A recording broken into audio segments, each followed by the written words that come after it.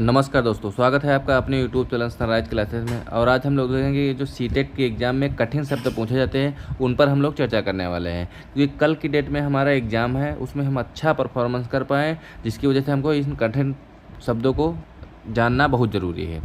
कुछ कठिन शब्द होते हैं जिससे बहुत ज़्यादा क्वेश्चन डायरेक्ट उससे पूछे जाते हैं, उसको हमको उत्तर करने में बड़ी आसानी होती है, यानी प्रश्न क्वेश्चन को अटेम्प्ट करने में बहुत आसानी होती है, यानी कौन सा हमारा आंसर सही है, कौन सा विकल्प गलत है, उसको पहचानने में बहुत मदद करने वाले हैं ये जो कठिन शब्द हैं, इनकी हम लोग चर्चा करने वाले हैं। तो चलिए दोस्तों शुरू करते हैं।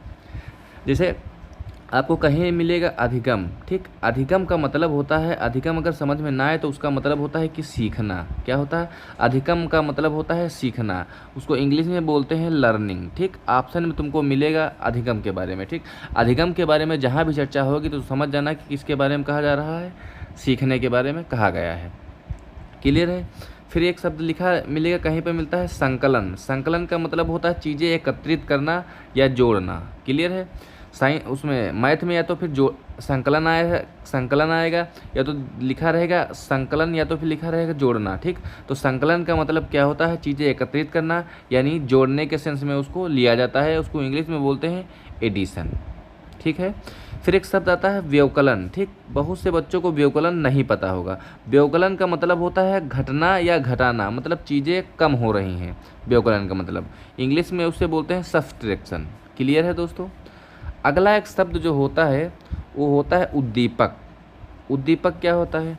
उद्दीपक होता है उत्तेजित करने वाली कोई सामग्री, यानी किसी चीज़ को अगर हम देख के हमारे मन में उसको प्राप्त करने की इच्छा होती है तो इसका मतलब होती है वो उद्दीपक है हमारे लिए। क्लियर है दोस्तों? उसे बोलते हैं इंग्लिश में स्टिमुलस। क्या बोलते हैं? स्टिमुलस बोलते हैं। यानी उद्दीपक अगर लिखा कहीं मिलेगा तो समझ जाना किसकी बात कर रहा है, उत्तेजित होने की बात कर रहा है, यानी उद्दीपक की बात कर रहा है। फिर एक शब्द मिलता है अनुक्रिया। क्या होता है? अनुक्रिया। अनुक्रिया का मतलब होता है जवाब देना, मतलब बच्चा अगर तुम कुछ उसको पढ़ाओगे, अनुक्रिया करो, पढ़ाओगे यानी उद्दीपक करोगे, उसके बाद में बच्चा उधर से कुछ अनुक्रिया करेगा। अनुक्रिया मतलब कुछ वो रिस्पॉन्स देगा, इंग्लिश में उसको बोलते हैं रिस्पॉन्स। रिस्पॉन्स मतलब कुछ उसको पढ़ाओगे तो बच्चा सीखेगा, तो समझो वो अनुक्रिया हुई है, उसका मतलब वो जवाब मिला है। क्लियर है दोस्तों? तो अनुक्रिया का मतलब क्या होता है? रिस्पॉन्स होता है, इंग्लिश में उसको बोलते हैं जवाब। क्लियर है? आगे बढ़ते हैं। फिर लिखा है संकल्पना। क्या लिखा हुआ है? संकल्पना शब्द लिखा हुआ है, यानी संकल्पना। संकल्पना का अर्थ होता है अवधारणा। क्या होता है? अवधारणा। या होता है संप्रत्यय। लिखा कहीं पे मिलेगा या तो संप्रत्यय शब्द मिलेगा। संप्रत्यय का मतलब क्या होता है? संकल्पना, यानी इंग्लिश में उससे बोलते हैं कंसेप्ट। या तो फिर कहीं पे क्वेश्चन में मिलेगा, कहेगा हम संप्रत्यय की बात कर रहा होगा तो इसका मतलब वो कंसेप्ट सिखाने की बात कर रहा होता है। क्लियर है दोस्तों? किसकी बात कर रहा होता है? कंसेप्ट सिखाने की बात कर रहा होता है। तो ज़्यादातर यही टर्म यूज किया जाता है, संप्रत्यय या अवधारणा, ठीक है। सीटेट के एग्ज़ाम में, सीडीपी में इसी तरह के क्वेश्चन को, मतलब क्वेश्चन जो बनाए जाते हैं उसमें यही शब्दों का उसमें समावेश होता है, ताकि बच्चे कंफ्यूज बहुत ज़्यादा होते हैं, ठीक है। हालांकि उसका इंग्लिश जो टर्मिनोलॉजी होता है वो बहुत आसान होता है, लेकिन ऐसे शुद्ध हिंदी उसमें देता है कि कंफ्यूज हो ही जाओगे। क्लियर है दोस्तों? उसको इंग्लिश में बोलते हैं कंसेप्ट की बात करें, नहीं संप्रत्यय डेवलप करने की बात किया जाएगा तो इसका मतलब वो कंसेप्ट की बात कर रहा है, ठीक है। एक शब्द आता है आकलन। आकलन का मतलब होता है जांचना, उसको बोलते हैं इंग्लिश में असेसमेंट। क्या होता है? असेसमेंट होता है। दूसरा होता है एक मूल्यांकन होता है। मूल्यांकन मतलब वो कहाँ तक के वो सीख पाया है, उसकी प्रगति का पता लगाना, यानी वो किस स्थिति पर है, कहाँ तक वो पहुँच गया है सीखने की स्थिति में, उसको बोलते हैं इवालुएशन। इंग्लिश में बोलते हैं इवालुएशन, यानी मूल्यांकन बोलते हैं, ठीक है। एक शब्द आता है औपचारिक, एक होता है अनौपचारिक, ठीक। औपचारिक और अनौपचारिक में क्या अंतर है? औपचारिक का मतलब होता है फॉर्मल और अनौपचारिक का मतलब होता है इनफॉर्मल। देखो, जो इस समय जो शिक्षा का क्षेत्र है, शिक्षा वाला क्षेत्र, शिक्षा का क्षेत्र यानी विद्यालय एक औपचारिक में आता है। औपचारिक का मतलब होता है, यानी फॉर्मल का मतलब होता है कि किसी समय, कोई समय निश्चित होना चाहिए, ठीक, स्थान निश्चित होना चाहिए, जगह निश्चित होना चाहिए, ठीक। इन सब चीज़ों का निश्चितता होनी चाहिए, उसे बोलते हैं औपचारिक शिक्षा, ठीक। अनौपचारिक होता मतलब किसी भी काम का समय निश्चित नहीं है, स्थान निश्चित नहीं है, जहाँ मन का मतलब जहाँ पे समय मिला वहाँ पे वो चीज़ शिक्षा प्राप्त हो गई या कोई भी काम हो गया, वो अनौपचारिक में आता है। और जो शिक्षा क्षेत्र होता है, शिक्षा के लिए एक विद्यालय निश्चित किया जाता है, यानी स्थान निश्चित किया जाता है, जगह निश्चित होती है, तुमको जो पढ़ाया जाएगा वो सब्जेक्ट का समय निश्चित होगा, स्कूल आने का समय निश्चित होगा, और यहाँ के प्रॉपर तुम्हारे लिए ड्रेस कोड होगा। क्या होगा? ड्रेस कोड होगा। लेकिन इनफॉर्मल के लिए ये सारी चीज़ें नहीं होती हैं। ये ना ड्रेस होगी, ना समय की बात होगी, ना स्थान की बात होगी, ना जगह की बात होगी, वो इनफॉर्मल की बात आएगा। ठीक है। अब शिक्षा की बात कर रहे हैं तो हम इस शिक्षा की बात हमेशा किस में करेंगे?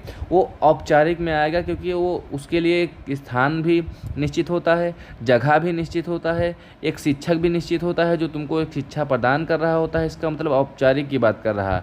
औपचारिक का मतलब सीधा फंडा यही होता है कि औपचारिक का मतलब होता है उसके लिए एक नियम और कानून होंगे। ठीक है।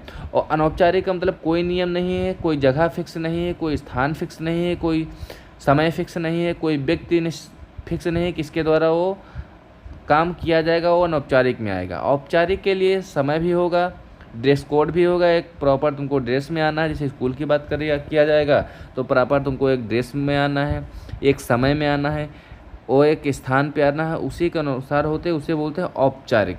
क्लियर है दोस्तों? एक शब्द तुमको कहीं पर मिलेगा, सतत। क्या मिलेगा? सतत। इसका मतलब होता है लगातार। क्या होता है? लगातार। लगातार। जैसे लिखा मिलेगा सतत मूल्यांकन।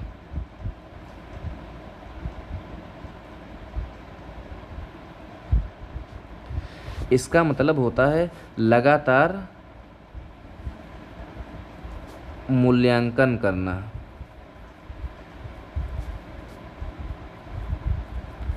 मूल्यांकन करना ये बहुत ज़रूरी होता है, इसलिए क्योंकि जब भी बच्चों को हम पढ़ा रहे होते हैं उनका हर महीने में या वीकली हम लोग मूल्यांकन करते रहते हैं। इसलिए क्योंकि हम जो शिक्षा इसको प्रदान किए हैं, बच्चों को दिए हैं, कुछ भी जो सिखाए हैं, वो प्रॉपर तरीके से सीख पा रहा है कि नहीं सीख पा रहा है। अगर सभी बच्चे सीख पा रहे हैं, अगर वो बच्चा एक अकेला नहीं सीख पा रहा है तो उसको क्या दिक्कत आ रही है सीखने में, यही चीज़ें जो उसमें की जाती हैं उसको बोलते हैं सतत मूल्यांकन। यानी मूल्यांकन किया जाता है कि बच्चा जो हम सिखाए हैं उसको कहाँ तक सीख पाया है और सीखने में क्या क्या उसको कठिनाई आई हैं, अगर नहीं सीख पाया तो क्या कठिनाई आई हैं, सीख रहा है तो उसके लिए हम और प्रयास करेंगे ताकि और अच्छा बेहतर सीख पाए। इस चीज़ का इसमें इस्तेमाल किया जाता है। यानी सतत मूल्यांकन में हम इसके बारे में पता लगाते हैं कि बच्चे की जो स्तर है वो कहाँ तक वो प्राप्त कर चुका है, जो शिक्षा क्लास में दी जा रही है, इसके बारे में दिया जाता है। तो ये कुछ होते हैं जो सीटेट में हम लोगों को सीडीपी यूडीपी में कठिन जो शब्द होते हैं उनको आसानी से हम लोग पहचान पाते हैं। अब उन शब्दों को हम लोग करने जा रहे हैं जिसके बारे में डायरेक्ट क्वेश्चन सीटेट में पुट होता है। कम से कम 3-4 क्वेश्चन इससे तुमको देखने को मिलेगा। जैसे एक शब्द तुमको मिलेगा जिसका लिखा रहेगा, वो लिखा रहेगा डिसलेक्सिया। क्या मतलब होता है? उसको हिंदी में लिखा रहेगा डिसलेक्सिया। डिसलेक्सिया क्वेश्चन पूछेगा डिसलेक्सिया का मतलब क्या होता है? तो डिसलेक्सिया का मतलब होता है पढ़ने से संबंधित कठिनाई आना। यानी बच्चा किसी भी चीज़ को अगर नहीं पढ़ पाता है, उसके बारे में कठिनाई जो आती है उसको बोलते हैं डिसलेक्सिया। क्लियर है दोस्तों? क्या बोलते हैं? डिसलेक्सिया बोलते हैं। तो जो पढ़ने में आने वाली कठिनाई को क्या बोला जाता है? डिसलेक्सिया के बोले में। क्वेश्चन या तो पूछा जाएगा कि पढ़ने संबंधित कठिनाई अगर बच्चों को आती है उसे क्या कहते हैं, तो इसीलिए ऑप्शन बना दिया जाएगा, इसलिए उसको क्या बोलते हैं? डिसलेक्सिया बोलते हैं। क्लियर है दोस्तों? इस तरीके से उसमें दिया जाता है।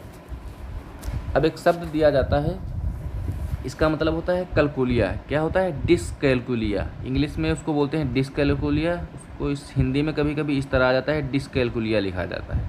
इसका मतलब होता है गणितीय गणना से संबंधित समस्या अगर बच्चों में आती है, नहीं कर पाते हैं, उसको बोलते हैं डिसकैलकुलिया। जैसे मान लिया जाए कहीं पे लिखा है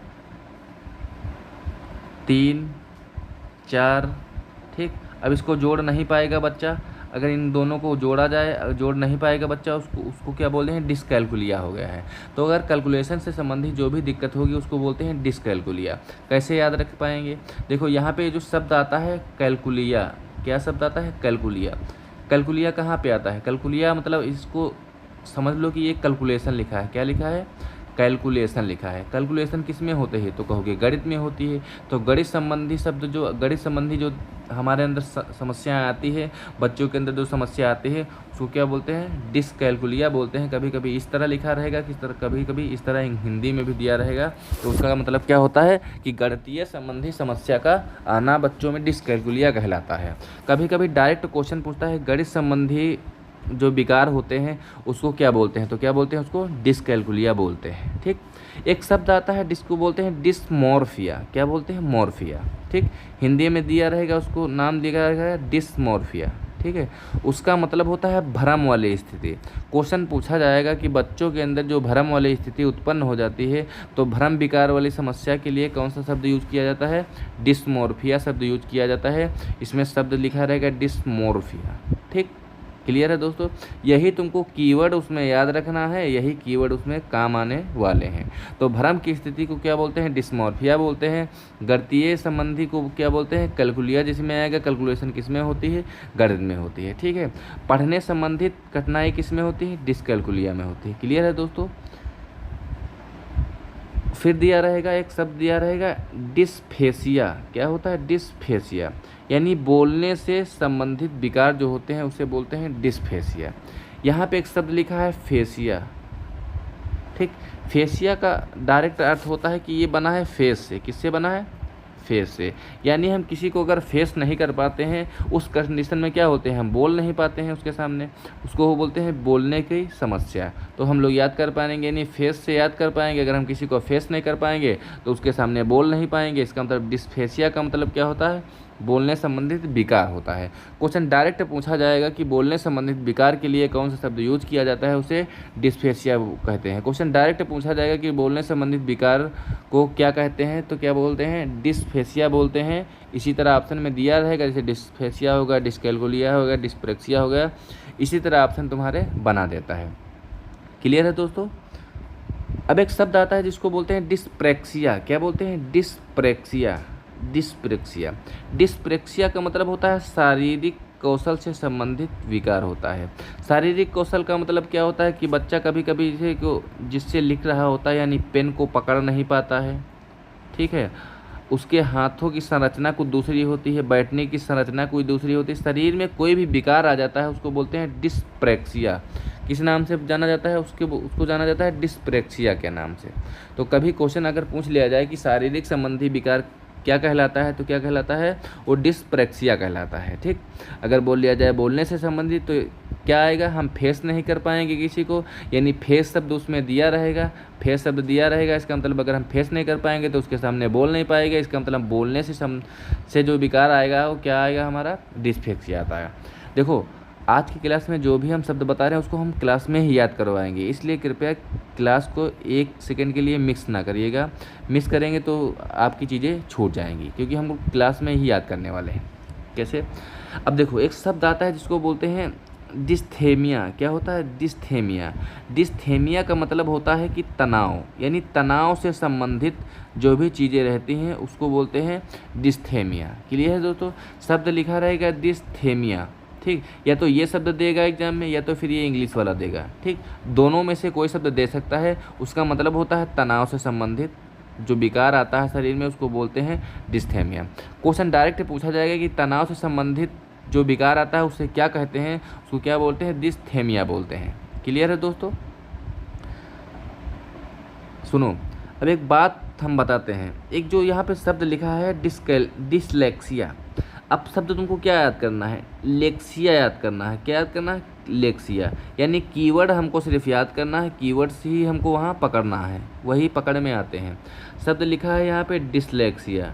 डिसलेक्सिया का मतलब डायरेक्ट उसका संबंध जोड़ लेना कि वो पढ़ने से संबंधित है। किससे है, पढ़ने से संबंधित है। तो डिसलेक्सिया का क्या मतलब होता है, डिसलेक्सिया जहाँ भी लिखा आएगा इसका मतलब ये होगा कि पढ़ने से संबंधित बच्चे के अंदर कठिनाई है, इसलिए डिसलेक्सिया शब्द यूज किया गया है। क्वेश्चन पूछा जाएगा पढ़ने संबंधित कठिनाई के लिए बच्चों में कौन सा विकार आता है, तो कौन सा आता है, डिसलेक्सिया आता है। क्लियर है दोस्तों। अब दूसरा शब्द आता है डिसकैलकुलिया। हमने बता ही दिया कि कैलकुलेशन कहाँ होती है, कैलकुलेशन शब्द जोड़ लेना, यानी कैलकुलिया शब्द जोड़ लेना। यहाँ पे इंग्लिश में लिखा है कैलकुलिया, कैलकुलेशन कहाँ होता है? कैलकुलेशन हमेशा मैथ में की जाती है। किस में की जाती है? गणित में। तो गणितीय संबंधी जो भी विकार आएगा उसको क्या बोलते हैं? डिसकैलकुलिया बोलते हैं। ठीक, क्वेश्चन पूछा जाएगा आपसे कि गणितीय गणना से संबंधित क्या आता है, या तो क्वेश्चन पूछा जाएगा कि मैथ से संबंधित जो बच्चों में कठिनाई आती है जोड़ घटाव के लिए जो आती है, तो उसको क्या बोलते हैं? डिसकैलकुलिया बोलते हैं। क्वेश्चन भाषा में आपसे पूछा जाएगा कि बच्चा 3 को 6 पढ़ता है, 6 को 9 पढ़ता है, 10 को 1 पढ़ता है। इस प्रकार से अगर बच्चा गलती करता है तो उसके अंदर कौन सा विकार होगा? तो कौन सा होगा? डिसकैलकुलिया होगा। क्लियर है दोस्तों? एक होता है, जानते हो क्या होता है? एक और बताते हैं हमको, इसको बोलते हैं डिसमॉर्फिया। मोर का मतलब होता है, जानते हो क्या? यहाँ से याद कर लेना, मोर। ठीक, जब बच्चा मोर को बतख समझता है, क्या समझता है? बतख समझता है। ऐसे याद करने के लिए, बाकी है इसका मतलब कुछ नहीं। यानी जब बच्चा मोर को बतख समझेगा, इसका मतलब क्या होता है? उसके अंदर भ्रम आ जाएगा। यानी बच्चा समझ नहीं पा रहा है कि मोर है कि बतख है, बतख है कि मोर है, मोर है कि बतख है। तो इसका मतलब क्या है? भ्रम वाली स्थिति आ जाएगी। क्लियर है दोस्तों? यानी डिसमॉर्फिया जब आएगा तो डिस्पोर्फिया का मतलब होता है कि भ्रम वाली स्थिति, बच्चे के अंदर भ्रम वाली स्थिति आ गई है। इसका मतलब शब्द यूज करेगा डिसमॉर्फिया, या तो इंग्लिश में इस तरह लिखा होगा।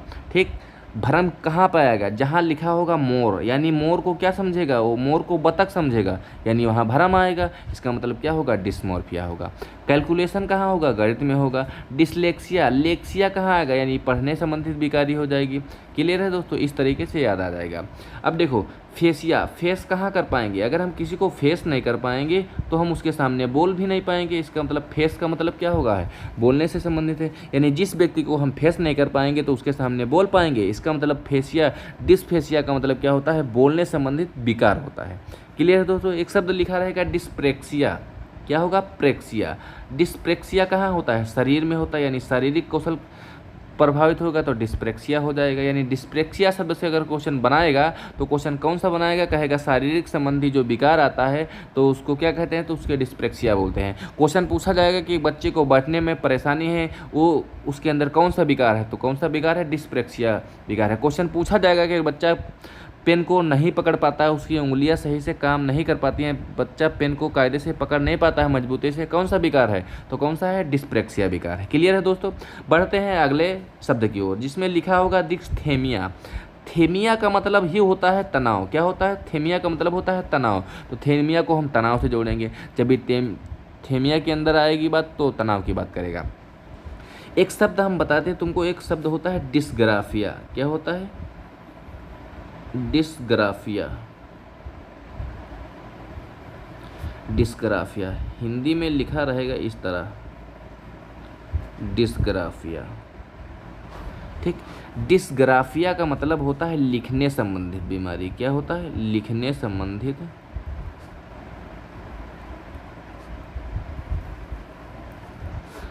संबंधित विकार। देखो याद कैसे कर पाएंगे इसको? देखो, एक सीधा सा फंडा है, जानते हो क्या होता है? सीधा सा मतलब ये होता है, यहाँ लिखा है डिस्ग्राफिया। डिस्ग्राफिया का मतलब होता है, यहाँ एक शब्द छुपा हुआ है, ग्राफ। क्या हुआ है? ग्राफ। यानी यहाँ पे शब्द बना है ग्राफ।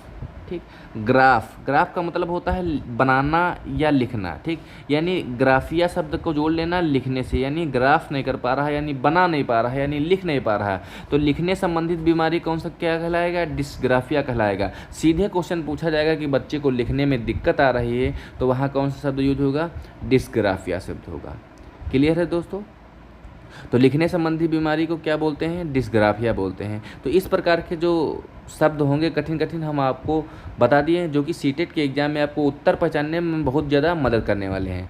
आज की क्लास से कम तुम्हारे 10 नंबर पक्के होने वाले हैं। क्लियर है दोस्तों? तो इतना पढ़ लेना, बाकी टेंशन लेना नहीं। कल की डेट में एग्जाम है, जो भी पढ़ा पर्याप्त पढ़ा है, अब ज़्यादा लोड लेने की कोई ज़रूरत